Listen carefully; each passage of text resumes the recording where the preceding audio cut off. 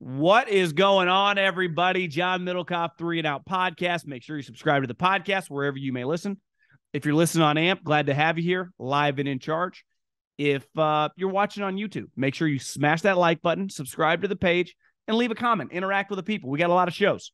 We got a lot of things popping. Colin Cowherd, Richard Sherman, Draymond Green, myself. A lot of content flowing. But before we dive into the show, a lot going on. Obviously, I got some thoughts on the conference championship games, a couple theories on this hiring cycle, and some guys, some movement in coaching the last 24 hours. I want to tell you about my friends at Gametime. The Gametime app. Just go to your app store. I know you guys all have a smartphone. Literally every human alive does. Download the Gametime app. Fastest growing ticket app in America, and use the promo code JOHN. That's JOHN. You want to go to a concert, you want to go to an NHL game, you want to go to an NBA game, a college basketball game, you want to do anything, I got you covered. Promo code John, $20 off your tickets. If you plan on coming to the big game here in Scottsdale, Phoenix, general area, that week, it's going to be popping. You're an Eagles fan, you're a Chiefs fan, you want to watch your team in the Super Bowl. I recommend it because this area, that week, Waste Management also going on, is going to be incredible. Going to be a lot of fun, a lot going on. Here's what I need you to do. I need you to download the Gametime app and use the promo code VOLUME100. Volume100. Get you $100 off tickets to the big game. So you're an Eagles fan, you're a Chiefs fan, you're just a fan of football, and you want to come out here. You got a little cash. You want to come watch Super Bowl. I've been to a Super Bowl. They're badass. I've been to several Super Bowls during the week. A lot of fun. A lot going on. If you like football, this matchup's fantastic. A lot of good storylines. If you're a Chiefs fan, Eagles fan, Volume100. Get yourself $100 off tickets to the big game. I recommend it. Come on out. Let's have a party. Okay. One talking point / narrative that has kind of been going off, I would say the last 24 hours, is that the Eagles, the Philadelphia Eagles, who are representing the NFC, second Super Bowl in whatever, 6 years, right? It was 7 years because the last Super Bowl is 2017. So it's been a couple years, got lucky to the path that they took to make the Super Bowl. And it's always been a little bit of a pet peeve of mine. I got some pet peeves. Like right now in my gym, like when people talk on the phone at the gym, it's like, come on, guys. Let's put your headphones in and just listen to music. I don't want to hear you talk to your boyfriend, your brother, your business partner. Like, go outside. But one pet peeve that really bothers me is when people point the finger at successful people or successful entities and just go, they got lucky. Like, I got news for you. Luck is a huge element to anyone that's successful. It doesn't mean it's everything in the pie chart, but it plays a role. From Jeff Bezos to Bill Belichick, luck is involved. Did the Eagles get a little lucky? Of course they did. But to get lucky, like there's a price of admission in any industry. Anyone listening to this right now who is having success, you have been lucky a time or two in your life. Hell, I can speak for myself. The reason I made it to the NFL was because Pat Hill, who I worked for at Fresno State, was friends with Andy Reid. Called him up. I got an interview. Now, I crushed it when I got there, got hired on the spot, but I would not have ended up in Philly if Coach Hill doesn't call Andy Reid. Then Chip Kelly comes. I get fired from the NFL. Well, I had a good friend who just got a job in downtown San Francisco on radio. So I headed into a radio station, which within a year, we had a radio show. And then when I got out of radio, this industry called podcasting in 2016 was really taking off. And then before the volume was started up, I happened to do a podcast for Colin Cowherd. Like, there are things in my life, like I work hard just like you all work hard. I do everything humanly possible. I dedicate probably too much of my life to work. Part of the price of admission. Like, you got the balance in this country for people that are successful, like it usually skews to a lot of work, right? But there is an element that we all need. Like I said, Jeff Bezos, luck was on his side. It was called the internet. Bill Belichick, his name was Tom Brady. There's an element of luck to every single human alive who has success in any business. So this notion that the Eagles just got lucky, well, yeah, lining up with the Giants and then knocking out the quarterback, which they get credit for, and playing a team that couldn't throw is a little bit lucky. Of course it is. But here's what they also did, preparing themselves for putting themselves in the situation. They have the number 1 overall seed. Their team is littered with people that they were ultra aggressive to get. Last year during the draft, I don't know, they traded pick 17 for A.J. Brown, and they broke him off. Their star corner, couple years ago, they traded for him from the Detroit Lions. It's not like they paid a first-round pick. A lot of teams could have had him. They got him, right? Jalen Hurts, never forget, Carson Wentz was on the team. We all thought the pick was crazy, myself included. Now, a couple years later, they would not be in the Super Bowl without Jalen Hurts. Hell, they hired a coach that we all thought they were crazy for hiring. And whatever you think about Nick Sirianni, he put together a pretty good coaching staff. Guys that he knew from when he was working with the Chargers. So a lot of their moves led them to position to be, if things broke right, one, they didn't even need things to break right. They would have been in position because their team's really talented, but things broke right and they kind of walked right into the Super Bowl. But they put themselves in that position. So anyone listening, if you're working hard, you're not getting to where you want to go, like that's part of life. We've all done it. And we just go, I don't know if it's going to break. Help, my girlfriend's in real estate. And there was a period for like the last 6 months of 2022. It was just like, this is hard. Not many houses are moving. And over this last month, and I kept telling her, like, I understand your frustration. Like, I've been there. I've been at point in times in my career when it feels like I'm just knocking my head against the wall. But if you've already had success previously, which you had, keep doing what you're doing. Keep doing the kind of the mundane tasks. Keep being ultra aggressive in things that you think you're leaving underdeveloped, and things will break. Right now, she's got like 7 deals on the frying pan. And it's just like part of life is swinging until the dam breaks. And sometimes the dam breaks, like the Eagles, where you get the Giants, who you absolutely have no business. Like the Giants have no business matching up against the Eagles. And we've seen it now twice when the Eagles tried and it was a bloodbath.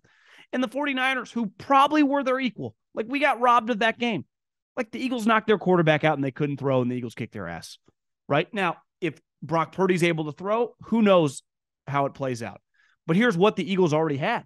They had one more win than the 49ers. So they were hosting him. So even if Brock Purdy's healthy and the 49ers, who have a somewhat equal team, you kind of saw the lines, you got to give the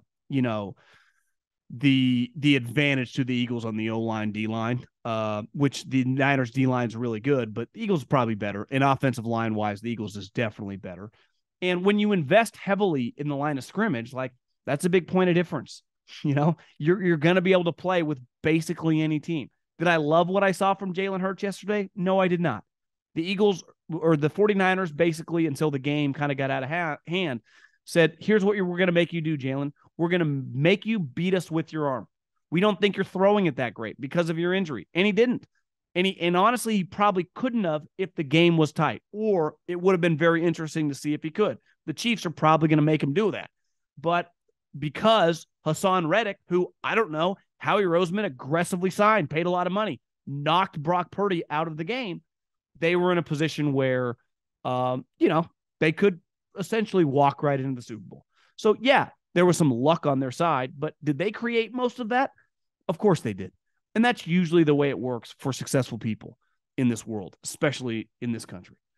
Something on the Chiefs that I recently went golfing with a couple guys that are heavy hitters for a major apparel company in this country and really in this world.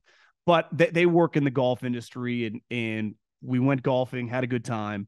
And after the round, we were having a couple beers and bullshitting. I mean, we were bullshitting the whole day. And they were giving me a story about, signing a couple players, high-level players, and kind of debating, was this guy worth it? Was he not? Should we double down on this guy? And they ultimately decided to.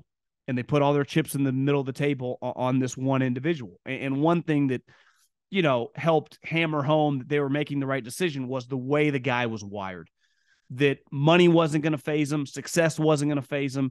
He was in it for the long haul. His work ethic, his mindset, his just overall character. And that is always something in football when we try to determine who we should draft, who we shouldn't draft.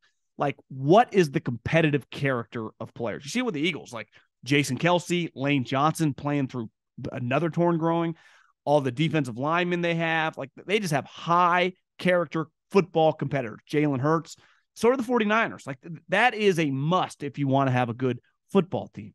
Well, I would say the greatest players in the history of the sport, their competitive character / toughness is like their greatest attribute. Like, ultimately what separates Tom is not his, great hair that might be, fake. It's not his, his height. It's not even his arm. It's his competitive, relentless nature. And I think you see with Patrick Mahomes, like, they gave him $450 million. Now, not every penny's guaranteed, but Patrick Mahomes is going to make so much money from the Chiefs, it's stupid. And he's vastly underpaid.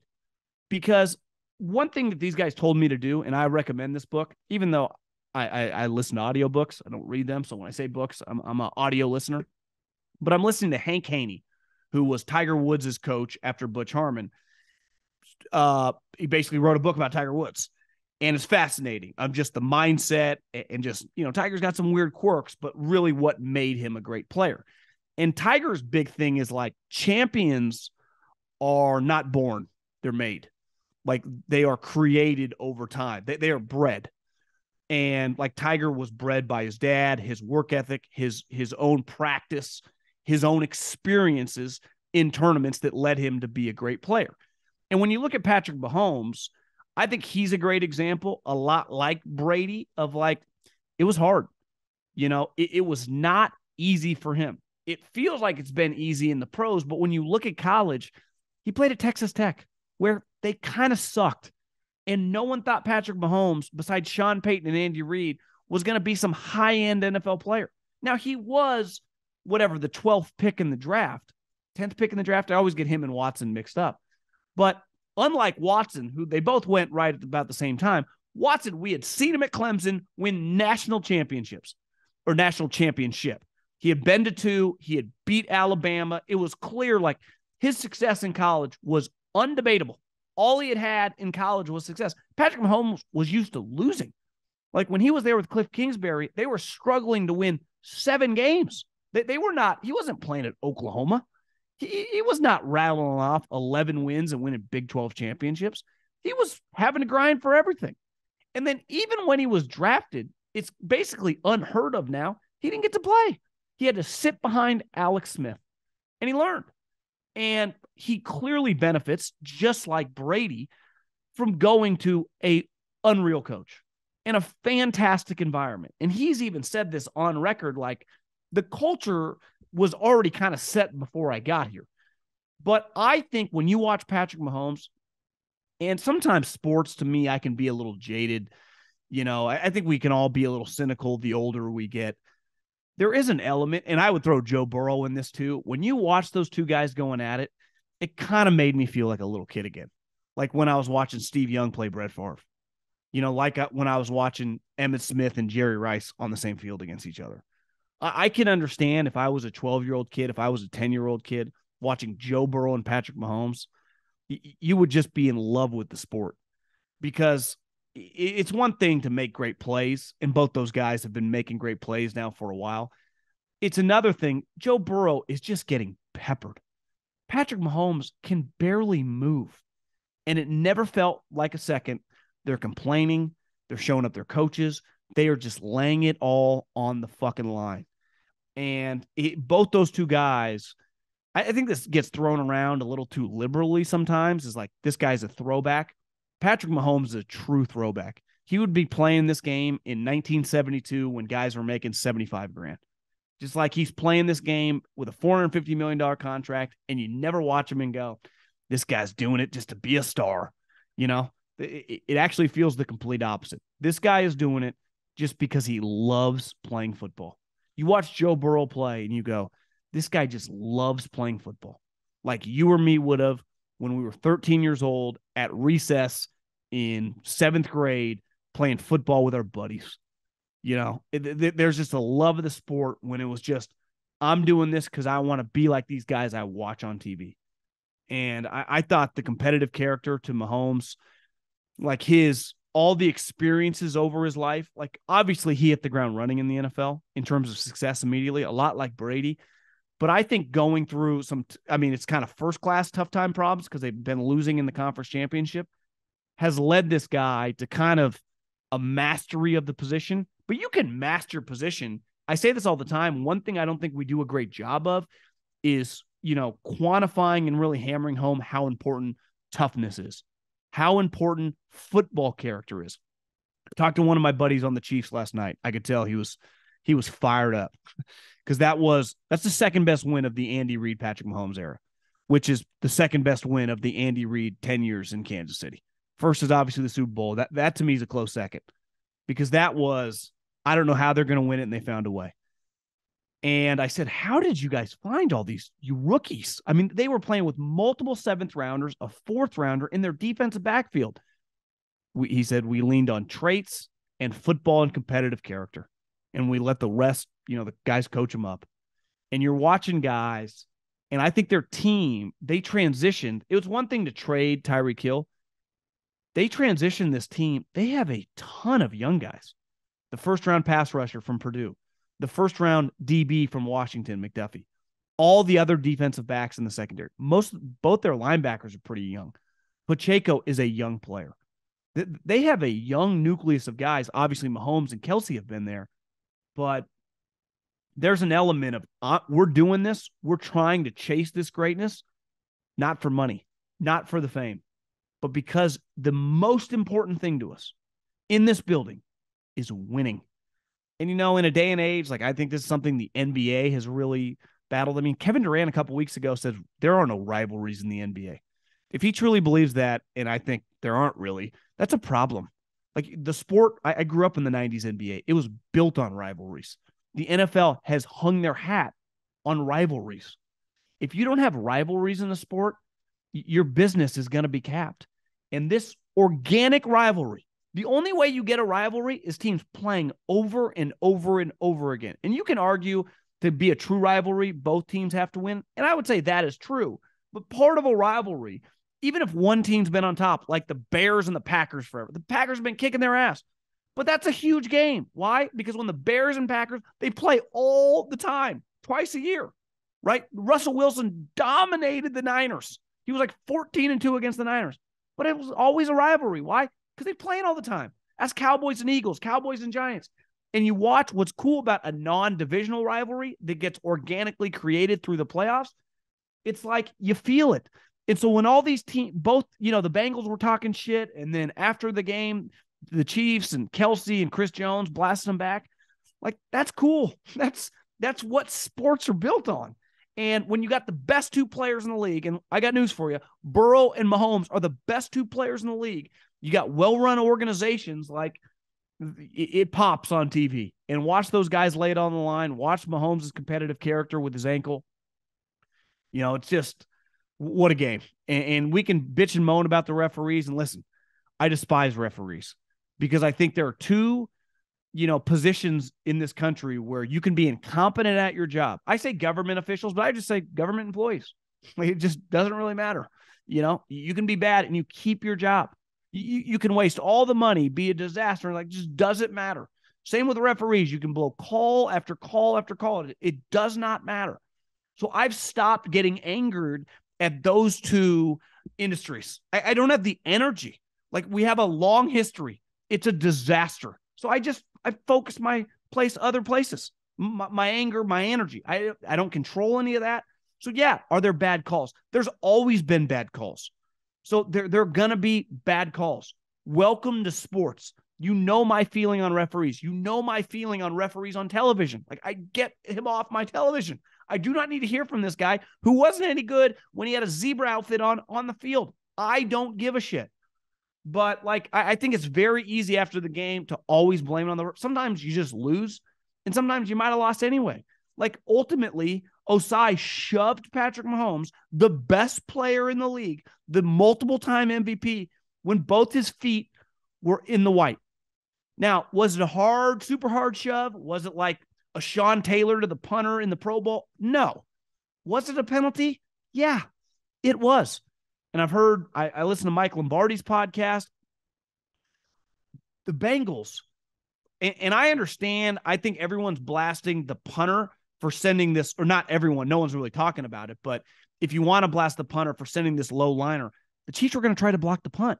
So he tried to get rid of the ball fast. Well, when you try to get rid of the ball fast, the reason the statement outkicked the coverage, while we talk about it from when you have a better looking girlfriend or wife than yourself, it also means literally outkicking your coverage.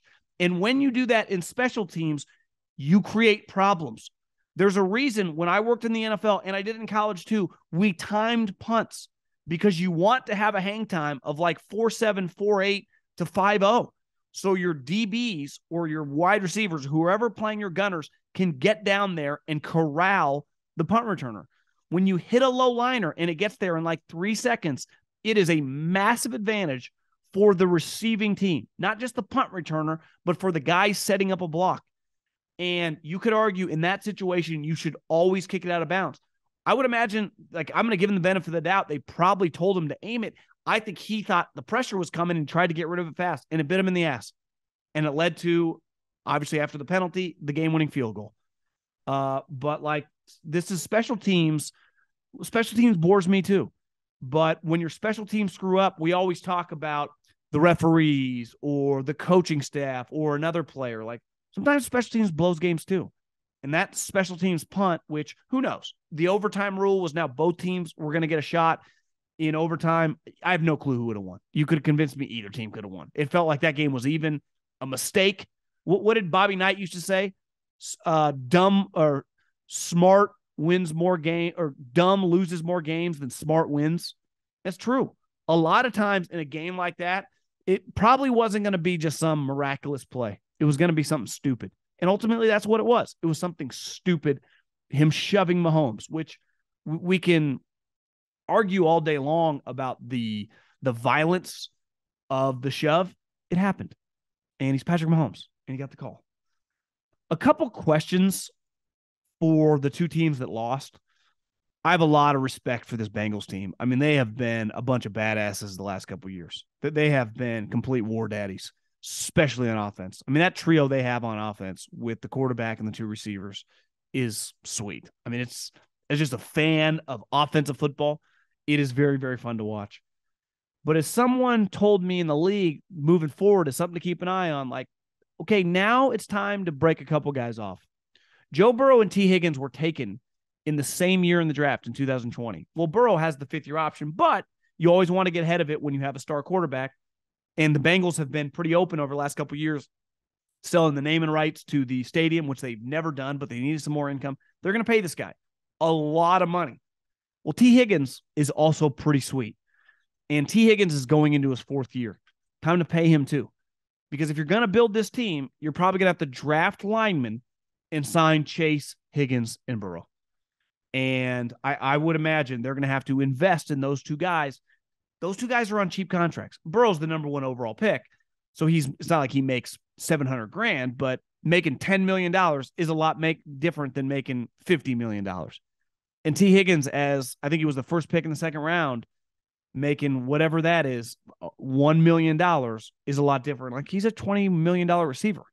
So just between those two guys, now you can manipulate the cap, amortize the signing bonus. It's still going to be a heavy, heavy investment into those two guys. I would guess Burrow, $175 million guaranteed. To me, Higgins is, Amari a couple years ago was a 5 for 20 or 5 for 100, 60 guaranteed, 20 a year. To me, Higgins that would be like the starting point. So they're going to have to heavily invest in these two guys, but they keep their coaching staff together. Coach Lou, stud on defense. Zach Taylor's proven to be, like, his teams are not just prepared, they're tough. You got to be pretty bullish and pretty happy if you're a Bengal fan, because you're just always going to be in the mix. If you keep drafting well, which the Bengals historically have done a good job, right? When they had Marvin Lewis, they were very competitive. Why? Because they drafted well.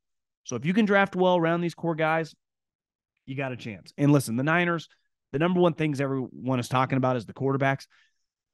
Brock Purdy's going to be the starter, assuming his arm didn't fall off. And Trey Lance isn't probably going anywhere.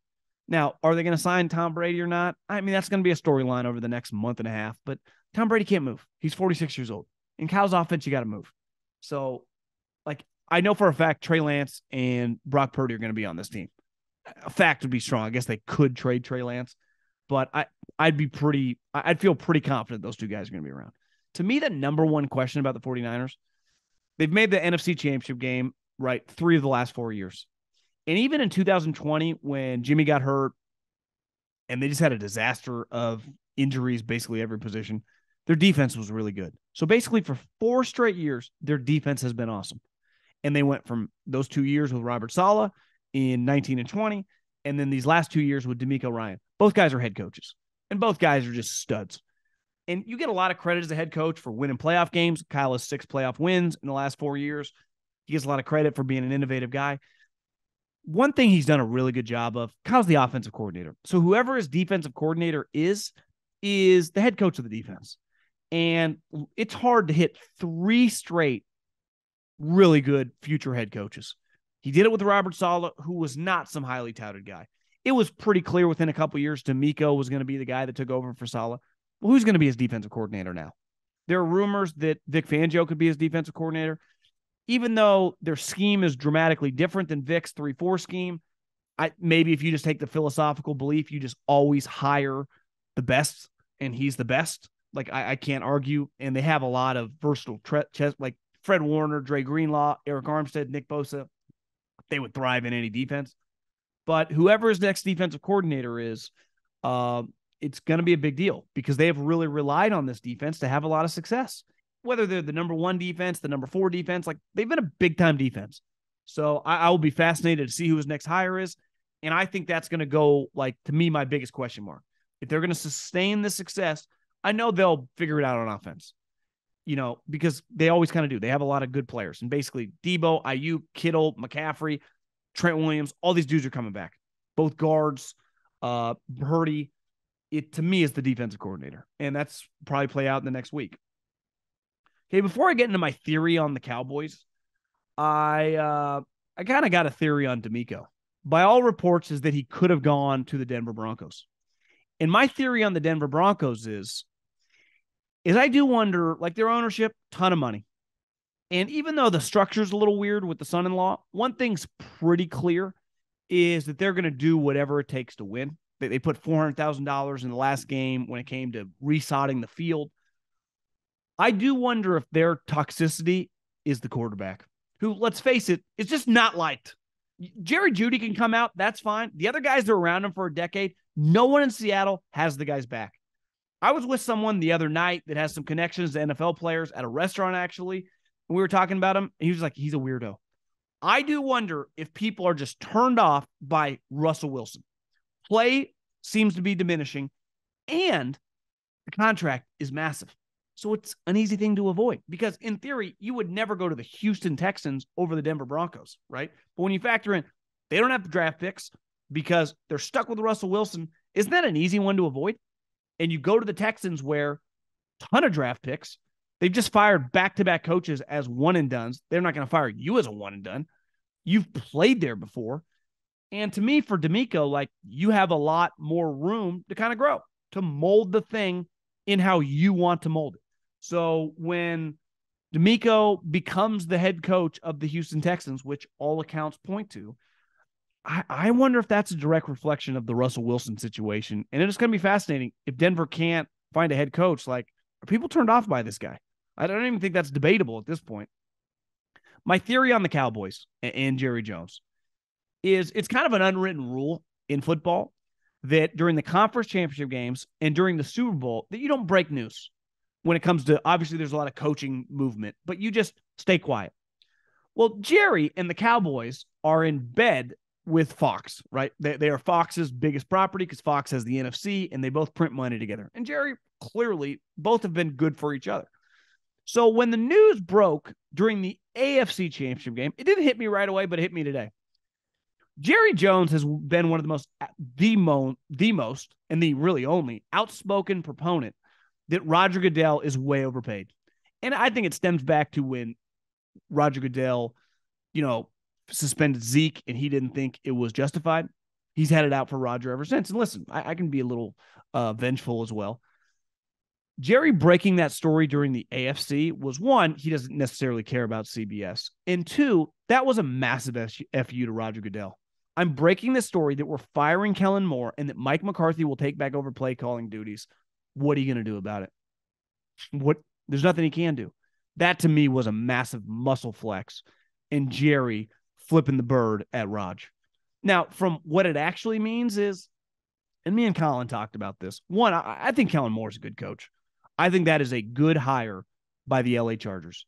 And here's a reality for Kellen Moore and the LA Chargers is if Brandon Staley in the defense is still hit or miss and they get bounced in the first round, but Herbert has improved and the offense looks really good, they are more likely to hire Kellen Moore as their next head coach than Sean Payton, because Kellen Moore would cost $7-8 million.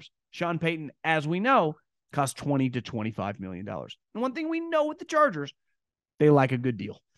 They like their savings account. So I would actually look, if Kellen Moore and Herbert, Kellen Moore's had success with Dak Prescott. He's been around him since Dak Prescott was a rookie. They played together. And then once Kellen got right into coaching, like, he's pretty good with offense. I've been watching Kellen Moore's career since Boise State as a player. I believe in Kellen Moore. I think he's going to have success with the Chargers. If Brandon Staley stumbles, I'd keep an eye on Kellen Moore being the next head coach of the Chargers, not Sean Payton. And last but not least is Mike McCarthy. Is that